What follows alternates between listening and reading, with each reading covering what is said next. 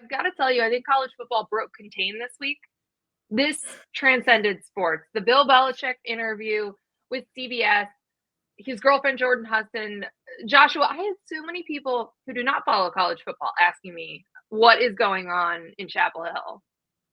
It is one of the most unique things I think we've ever seen. And part of it is like, I think we all had an idea of what we knew about Bill Belichick and who he was and how he operated. And this feels like such a departure from that. But the interview was absolutely nuts. Obviously, a lot of implications because Jordan's very involved in the program there at UNC. So I can't wait to talk about it. Felt like a weekend this past week of just like crazy stories that you didn't even have to really be a sports fan to be interested in. So I'm excited to talk about them. It's a great point, and we'll get to Shedeur Sanders because last time you and I talked on this show was after he fell out of the first round.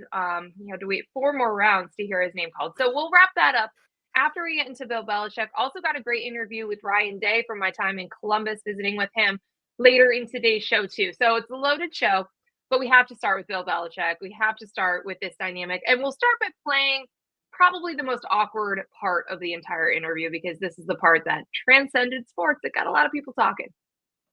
Jordon, right over there. Everybody in the world seems to be following this relationship. They've got an opinion about your private life. It's got nothing to do with them, but they're invested in it. How do you deal with that? Never been too worried about what everybody else thinks. Just try to do what I feel like is best for me and what's right. How did you guys meet? Not talking about this. No? No. Every time I watch it, it's just uncomfortable. Secondhand cringe.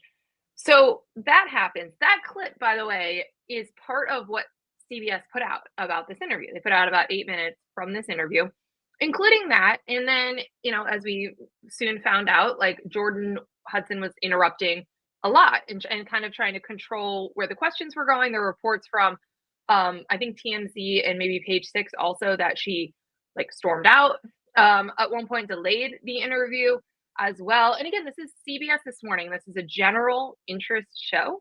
This is an interview about a book that Bill Belichick himself put out. He mentions her in the acknowledgments. Obviously, there were questions about Robert Kraft and Patriots things, which of course it's a Bill Belichick book. But Jordon Hudson, was not happy with this interview, the way that it was being received publicly. So first thing that happens is she puts out an Instagram post. She puts the music on it to Taylor Swift, "Look What You Made Me Do." And this is a screenshot of an email from April 10th, presumably from Bill Belichick, which I'm going to say that because it doesn't read like I think a Bill Belichick email would sound. There were a lot of air quotes. And like a fundamental misunderstanding of the media. So like calling a headline on an article a title. Bill Belichick's dealt with media for decades. Like I don't think he would make that mistake. But it's like we expect interviews and podcasts to be doing this. So very anti-media commentary. But basically this point was, a couple weeks ago saying, hey, we, already know we're going to be disappointed in the media coverage of the rollout of this book.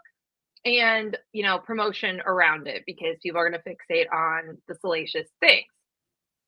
So then a day later, this was Wednesday, North Carolina puts out a statement, again, presumably from Bill Belichick, about this interview and about how frustrated and disappointed he was about the interview, how, it was supposed to be, the interview was supposed to be solely on the contents of the book, et cetera, et cetera. By the way, this statement was put on the North Carolina website with UNC letterhead to the point where it looked like a statement coming from like the office of the president, the office of the chancellor. Like it was a serious statement. And it was just like complaining about the interview, about how it made it look like they were avoiding the question of how they met, which again is part of the reason everyone is interested in this now, because if you just met on a plane, why not just say that? Why was that interrupted? So all of that, including at the end, it says, instead, it presents selectively edited clips and stills from just a few minutes of the interview to suggest a false narrative that Jordon was attempting to control the conversation, which is simply not true. Everything is edited. This is how interviews work. Then, and I deeply respect this, CBS News puts out a statement almost immediately afterwards and says, when we agreed to speak with Mr. Belichick, it was for a wide-ranging interview. There were no preconditions or limitations to this conversation. This was confirmed repeatedly with his publisher before the interview took place and after it was completed.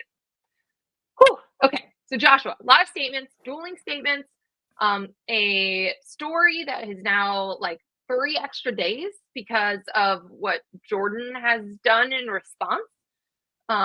This is what people like to call the Streisand effect of like making a story into a bigger deal by being upset about how it was covered or about how something happened. Okay, I mean, there's just so many questions. I have so many questions about this, but I just want to start with like your reaction to this entire news cycle and the fact that we have spent an off season of Bill Belichick running a college program, and it feels like the biggest headlines continue to be about off the field topics, and most notably his 24-year-old girlfriend. All right, so let's start there real quick. After watching what happened with Shedeur Sanders and the answers that we got from NFL personnel, albeit anonymous reports, it would make sense that Bill Belichick struggled to get an NFL job, because this is exactly what teams are trying to avoid. This idea of this new person who's coming in and is very front and center and trying to manage the brand of the head coach, wants to be on all of the university emails and is creating headlines. It's like, well, we don't want to do that. Now, UNC, of course, would say, we'll do that for Bill Belichick. I think an NFL team would be like, no, we're good. And so I'm just speculating, but I think that might be a part of how we got to this point here. I do think the whole thing is very interesting to me. And not to like dive into their relationship and all that other stuff. That's completely between them. It's unique to see somebody, romantic partner, blur the lines into business to this point in this particular setting. A college football coach and somebody they're romantically involved in that is literally like managing their brand, managing their life. And these are the things that tend to happen when those two things go together. I always joke around my wife, but it's like, you stay out of the business side of what I do, because I just feel like those things don't necessarily match. It's strange too that there is this mystery and maybe a lack of transparency about exactly their relationship and the origin. And frankly, she was mentioned in the book. I think he called her his creative muse. Like, in that type of an interview setting, I don't think it crosses the lines to bring up somebody whose name is mentioned in the book. So I think this whole thing is strange. Also, if I'm a university, I'm trying to figure out exactly where we draw the lines. And I'm going to make this not a picking on their particular situation. We saw at Iowa when Kirk Ferentz had his son as the offensive coordinator. They had to have that relationship as such that Kirk wasn't technically his boss because of nepotism laws. And when you're at a university or public institution, whatever the case is, you try to avoid these things because they can be messy. And this feels like it's a little bit messy right now. So I'm curious now for UNC, how do you proceed forward? You got the $10 million coach, the one of the greatest that's ever been on a sideline. Probably don't want to piss him off.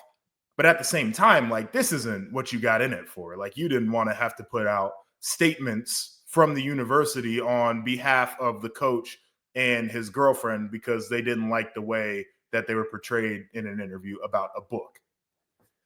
So my initial thought on this was Bill Belichick has done, what, thousands, hundreds, thousands of interviews. He understands the media. He's never put out a statement like complaining about the way that he was portrayed in an interview. He is gruffy. He knows what he wants to say and what he doesn't, right? Like, he is the master of that. And so he knew, going into that interview that those would be the types of questions that would get asked.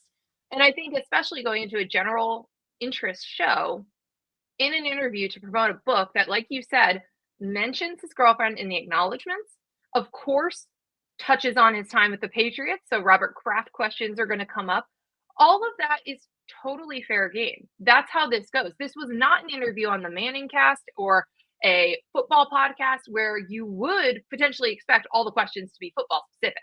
This was, as general interest, a Sunday morning show that you can get.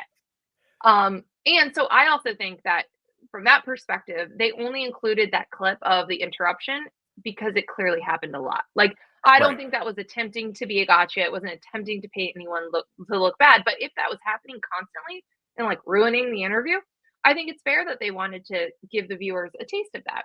So from a journalistic standpoint, like, all of that was totally fair game for them to ask about, especially when that's the only person you brought with you. You didn't bring a publicist. You didn't bring anyone from UNC. Which is also strange, by the way. Also, if you're going to bring somebody, you'd probably be a publicist or an agent or something. Yes, or the UNC, media relations person for the football team. But again, a lot of these conversations, now that we're learning about them through the open records requests, are like university communications, like different people that are usually pulled into this stuff than just the football. Did you think they misunderstood the idea that they would be subject to these open records requests? I think that Jordon, who is young and is not a professional, like a PR professional, probably didn't know. I mean, she's asking to be copied on all of these emails. She is, again, now freely sharing private emails, right? That she's posting on Instagram. So there's just a lot that is not by the book or how you would handle these things if you had experience in this realm. And it's also not how a normal football coach would operate in these circumstances, right? I mean, if you have Ryan Day go and do an interview, he's either taking his agent or Ohio State's football media relations guy, right? Like those are the people. And that's the coach that just won a national championship. So you have different rules that are, being operated under, I guess is how I would say it.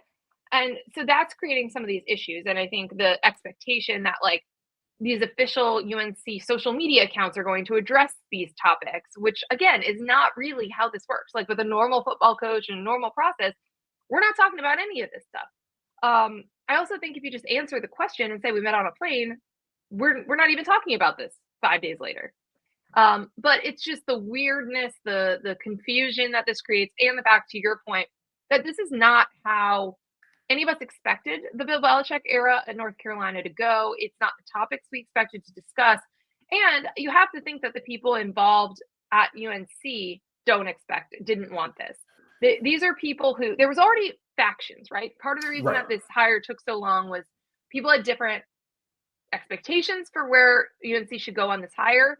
And not everyone was on board hiring Bill Belichick in the first place. But that faction won out.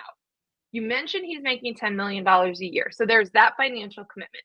But obviously there is also like a control. You're handing him control. It's going to operate differently than it would with any other football coach, kind of the way like Deion Sanders operates at Colorado, where like he's bigger than the athletic director and the president. He can do things a certain way. I don't think anyone expected that his girlfriend would be the one controlling the program, though, or controlling. It's the amount of control that she's exerting over Bill. And then the question becomes, what about the football program? What does this look like on a day-to-day basis? That's the part that was not part of any of this hiring process or the decisions when you go into that. And that's the unprecedented part. Someone who is not on the payroll, does not have an official role with North Carolina. And we wonder how much control she's exerting.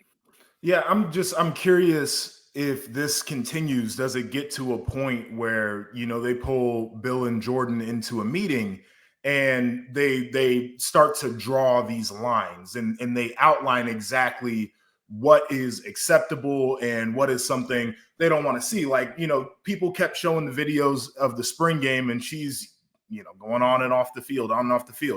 And it's certainly a weird look, but if that's just contained to spring and we don't see that, she's like that during training camp, for example, when the guys are out there prepping for the regular season, is this something that just kind of fades away and nobody's talking about it? That's what interests me, because it certainly does feel like this has the legs to become a very different situation. And the longer you let it go on without putting a boundary around it, the more you have to let it continue, or else you're going to make everybody upset.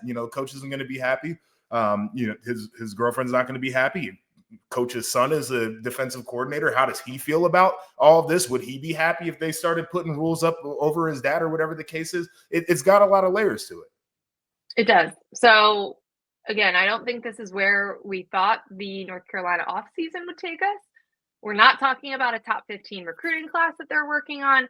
We're not talking about, hey, stylistically, what are they going to look like? Who are they excited about coming out of spring? Nope, we're talking entirely about this weird interview and the aftermath that made it a week-long story. And just, again, how much control does Bill Belichick's girlfriend have over him, his life, and the football program at North Carolina? So we may not get a ton of answers for a while, but I'm with you on the curiosity of if the school steps in to set some boundaries or formalize a role for her, because again, right now she is not being paid by the school. She does not have a specific role.